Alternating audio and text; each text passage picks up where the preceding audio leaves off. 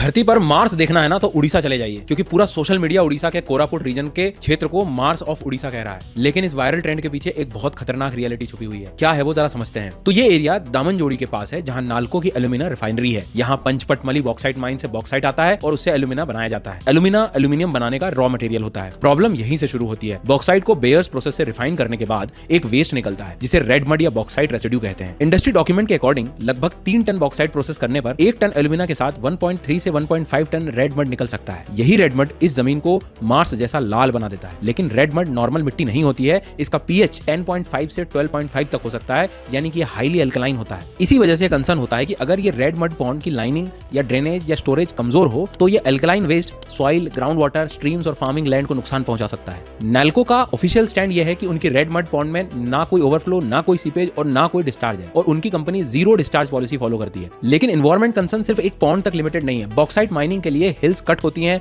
Forest ecosystem disturb होता है, और कोरापुट जैसे ट्राइबल बेल्ट में वाटर रिसोर्सेज, फार्मिंग और फॉरेस्ट प्रोड्यूस लोकल लाइफ से जुड़े होते हैं। इसी वजह से विलेजर्स इन बॉक्साइट प्रोजेक्ट से नाराज हैं। तो ये थी कहानी उड़ीसा के मार्स की। अब आप मुझे कमेंट में ये बताएं कि ये जो बेयर्स प्रोसेस होती है उसमें बॉक्साइट की और किस मेटल में कन्वर्ट होता है। और यूपीएससी से रिलेटेड इंफॉर्मेशन के लिए मुझे जरूर फॉलो करें।